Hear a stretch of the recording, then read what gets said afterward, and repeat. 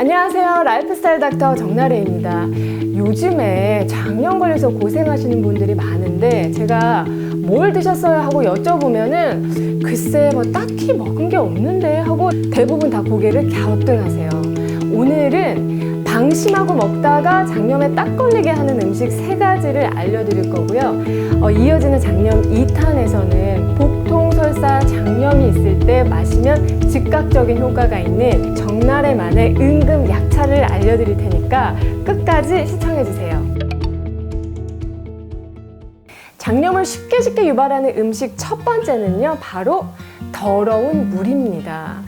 최근에 몇 년간 음식점에서 아르바이트를 한 알바생이 폭로한 글에 음식점 어디를 가나 가장 더러운 것이 물병이라고 해서 저도 정말 이제 충격을 받았는데요.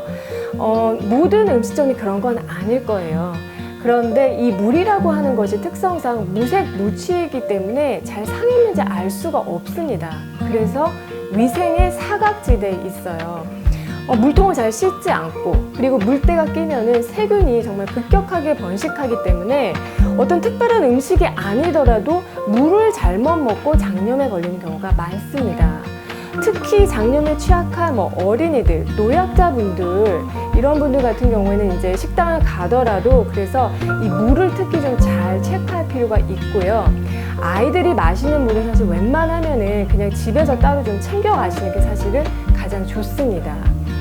그리고 이제 또 한 가지, 우리가 식사 전에 이제 손을 닦을 때 이미 물이 축축하게 오랜 기간 이제 적셔 있는 위생 수건으로 손을 닦는 것보다는 흐르는 물에 손을 이렇게 깨끗하게 씻는 것이 가장 좋습니다.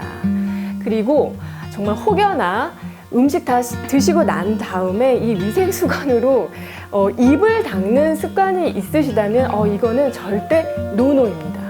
장염을 쉽게 유발하는 음식 두 번째는요, 바로 오래된 아이스크림이에요. 하드도 하드지만은 특히 유지방 아이스크림을 좀 주의해야 하는데요. 이 장염균의 대표 주자인 살모넬라균, 이 살모넬라균이 사람하고 동물의 장 안에 살아요. 그래서 우유나 계란 같은 것들이 장염의 어떤 그런 오염원이 쉽게 되거든요. 그런데 이제 우유나 계란은 신선식품이기 때문에 유통기간이라도 있습니다. 그런데 아이스크림 같은 경우는 제조일자만 찍혀 있고 유효기간은 표기가 되어 있지 않아요. 왜냐하면 냉동식품이기 때문에 아마도 세균 번식이 적겠거니라고 이제 간주가 되기 때문인 것 같은데, 그러나 유통하는 과정에서 만약에 온도 조절에 실패하거나 아니면 정말 1년 이상 장기 보관되는 과정에서 아이스크림이 녹았다, 얼었다 이런 걸 반복한 아이스크림이라면 그 과정에서 살모넬라균은 언제라도 쉽게 증식을 할 수가 있습니다. 살모넬라균 같은 경우는 잠복기가 12시간에서 72시간이에요.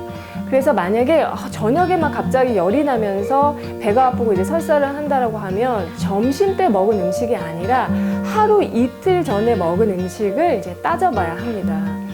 그래서 여러분 특히 이 아이들이 먹는 아이스크림을 고를 때에는 꼭 제조일자를 좀 확인을 하고 좀 최근에 만들어진 아이스크림을 골라주시는 게 좋을 것 같아요. 장염을 쉽게 유발하는 음식 세 번째는요, 바로 날 음식입니다.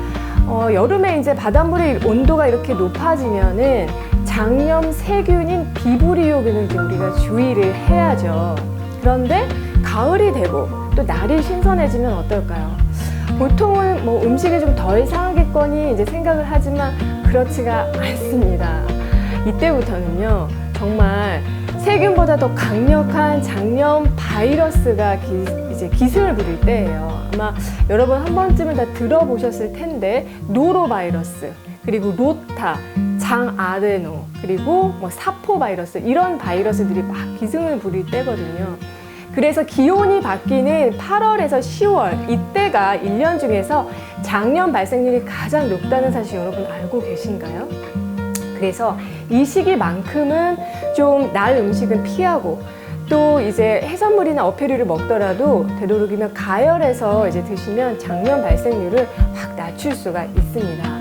저도 사실 굉장히 이 회나 해산물을 무지 좋아해요. 그래서 굉장히 즐겨 먹고 자주 먹는데 이 재료 자체는 좀 신선하더라도 이 해산물의 뭐 내장을 손질하면서 이제 쓰였던 칼이나 도마, 행주 같은 것들이 사실 장염의 오염원이 쉽게 될 수가 있다라고 들었습니다.